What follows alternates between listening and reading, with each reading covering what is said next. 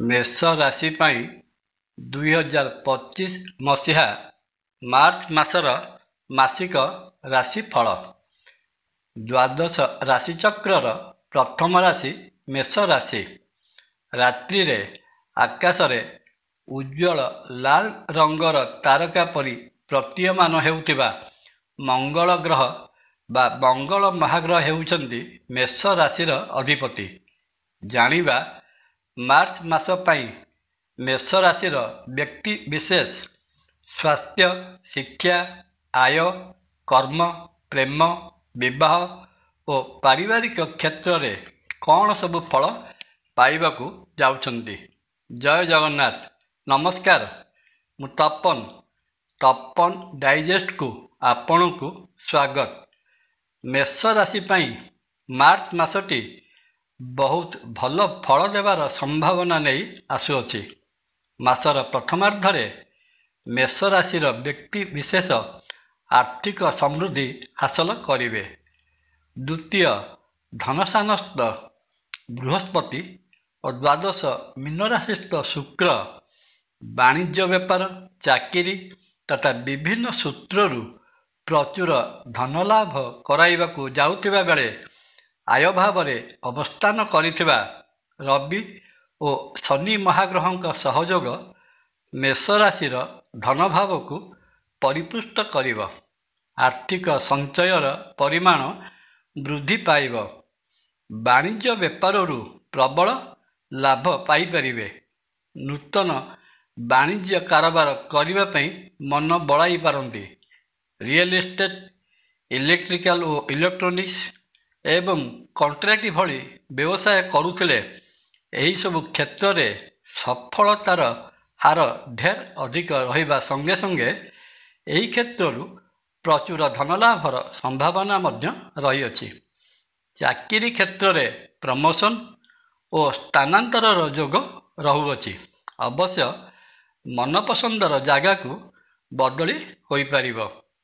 ଆୟ ଆଶାଠାରୁ ଅଧିକ ହେଉଥିବାରୁ ବ୍ୟୟଭାର ମଧ୍ୟ ବଢ଼ିଯିବାର ବହୁତ ସମ୍ଭାବନା। ଦ୍ୱାଦଶ ବ୍ୟୟ ଭାବରେ ଅବସ୍ଥାନ କରିଥିବା ରାହୁ ଅଯଥା ଅନାବଶ୍ୟକ ଖର୍ଚ୍ଚ କରାଇବ।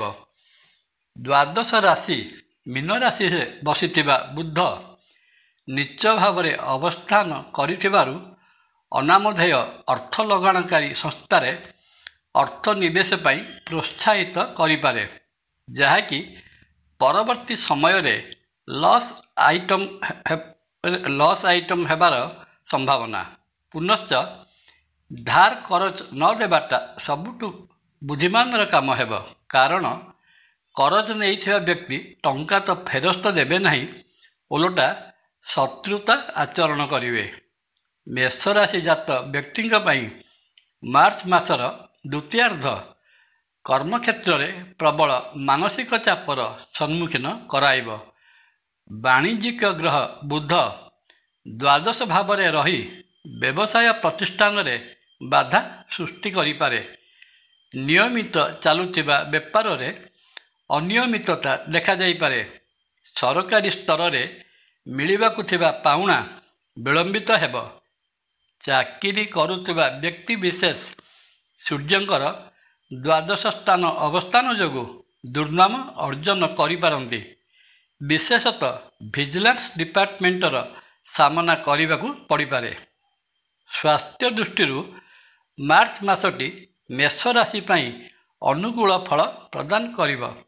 ମେଷ ରାଶି ଅଧିପତି ମଙ୍ଗଳ ପରାକ୍ରମ ଭାବରେ ରହି ଶରୀରକୁ ସୁସ୍ଥ ରଖିବା ସହିତ ଦ୍ୱିତୀୟ ଧନଭାବସ୍ଥ ବୃହସ୍ପତି ଓ ଦ୍ୱାଦଶ ଭାବସ୍ଥ ଶୁକ୍ର ମହାଗ୍ରହ ମନକୁ ପ୍ରଫୁଲ୍ଲିତ ରଖିବେ। ବସନ୍ତ ଋତୁର ପ୍ରଭାବ ଓ ଦ୍ୱାଦଶ ରାହୁ ମନ ମଧ୍ୟରେ ଗୁପ୍ତ ଚିନ୍ତାର ଭାବନା ଆଣିଦେବେ। ତେବେ ବି ଋତୁ ପରିବର୍ତ୍ତନର ପ୍ରଭାବ ଶରୀର ଉପରେ ପଡ଼ିପାରେ। ପ୍ରେମ ଭାବ ସମ୍ପର୍କରେ ଆଲୋଚନା କରିବାକୁ ଗଲାବେଳେ ମେଷ ରାଶିର ପଞ୍ଚମ ସ୍ଥାନ ଅଧିପତି ସୂର୍ଯ୍ୟ ଏକାଦଶ ଭାବରେ ଅବସ୍ଥାନ କରି ନିଜ ଗୃହ ସିଂହ ରାଶିକୁ ଦୃଷ୍ଟି ଦେଉଥିବାରୁ ପ୍ରେମ ସମ୍ପର୍କରେ ରାଜକୀୟ ମନୋଭାବର ପରିପ୍ରକାଶ ହେବ। ଅନୁରୋଧ କରିବା ଅପେକ୍ଷା ଅପର ପକ୍ଷକୁ ଆଦେଶ ଦେବା ଭଳି କଥା କହିବେ। ପଞ୍ଚମ ସ୍ଥାନକୁ ଶନି ମହାଗ୍ରହଙ୍କର ଦୃଷ୍ଟି ରହୁଥିବାରୁ ସମୟ ସମୟରେ ଏହି ଆଦେଶ ଦେବାର ଶୈଳୀ ଆପଣଙ୍କ ପ୍ରେମ ସମ୍ପର୍କରେ ଫାଟ ସୃଷ୍ଟି କରିପାରେ। ମାସର ଦ୍ୱିତୀୟାର୍ଦ୍ଧରେ ଏପରି ଅବସ୍ଥା ଲାଗି ରହିଲେ ସମ୍ପର୍କଟି ବ୍ରେକଅପ୍ ହୋଇଯିବାର ମଧ୍ୟ ସମ୍ଭାବନା ରହିଅଛି। ଅବିବାହିତ ଥିବା ପୁଅ ଓ ଝିଅମାନଙ୍କ ପାଇଁ ଏ ମାସରେ ସୁନ୍ଦର ବିବାହ ପ୍ରସ୍ତାବମାନ ଆସିବ ଏବଂ ବିବାହ ତାରିଖ ମଧ୍ୟ ସ୍ଥିରୀକୃତ ହୋଇ ଆପଣଙ୍କ ବିବାହ କାର୍ଯ୍ୟ ସମ୍ପନ୍ନ ହୋଇଯିବାର ବହୁତ ସମ୍ଭାବନା ରହୁଅଛି। 2025 ମସିହା ମାର୍ଚ୍ଚ ମାସରେ ମେଷ ରାଶି ଜାତ ବ୍ୟକ୍ତିବିଶେଷଙ୍କ ପାରିବାରିକ ସ୍ଥିତି ଉତ୍ତମ ରହିବ। ପରିବାର ମଧ୍ୟରେ ସୁଖ ଶାନ୍ତି ବିରାଜମାନ କରିବ। ଗୃହ ମଧ୍ୟରେ ମାଙ୍ଗଳିକ କାର୍ଯ୍ୟ ଅନୁଷ୍ଠିତ ହୋଇପାରେ। ପରିବାର ମଧ୍ୟରେ ପାରସ୍ପରିକ ବୁଝାମଣା ଠିକ୍ ରହି ଘର ମଧ୍ୟରେ ଆଧ୍ୟାତ୍ମିକ ଅନୁଷ୍ଠାନ କରିବାକୁ ମନ ବଳାଇବେ। ସପରିବାର ତୀର୍ଥାଟନ ବା ଦୂରସ୍ଥାନ ଭ୍ରମଣରେ ଯିବା ପାଇଁ ମନ ବଳାଇ ପାରନ୍ତି। ଅବଶ୍ୟ ଘର ଭିତରେ ମହିଳାମାନେ ସର୍ବେସର୍ବା ହେବେ, ଅର୍ଥାତ୍ ପ୍ରତ୍ୟେକ ପାରିବାରିକ ନିଷ୍ପତ୍ତିରେ ପୁରୁଷ ଲୋକମାନଙ୍କ ଅପେକ୍ଷା ସ୍ତ୍ରୀମାନଙ୍କର କଥା ଚୂଡ଼ାନ୍ତ ବୋଲି ଗ୍ରହଣ କରାଯିବ। 2025 ମାର୍ଚ୍ଚ ମାସରେ ମେଷ ରାଶି ଜାତ ବ୍ୟକ୍ତିବିଶେଷ ମାସଟିର ଶୁଭ ଫଳ ପାଇବା ନିମନ୍ତେ ମାସର ପ୍ରତ୍ୟେକ ମଙ୍ଗଳବାର ଦିନ ସାତ୍ତ୍ୱିକ ଭୋଜନ ଗ୍ରହଣ କରନ୍ତୁ। ମହାବୀର ହନୁମାନଙ୍କର ପୂଜାପାଠ କରନ୍ତୁ। ଏହି ଦିନ ଋଣ ଗ୍ରହଣ କରନ୍ତୁ ନାହିଁ। ପ୍ରତ୍ୟହ ହନୁମାନ ଚାଳିସା ପଠନରେ ସର୍ବ କାର୍ଯ୍ୟ ସିଦ୍ଧି ହୋଇ ମନସ୍କାମନା ପୂର୍ଣ୍ଣ ହୋଇଥାଏ। ଜୟ ଜଗନ୍ନାଥ। ଭିଡ଼ିଓ ଭଲ ଲାଗିଲେ ଲାଇକ୍, କମେଣ୍ଟ, ସବସ୍କ୍ରାଇବ୍ ଓ ସେୟାର କରିବା ପାଇଁ ଅନୁରୋଧ। ନମସ୍କାର। ତପନ।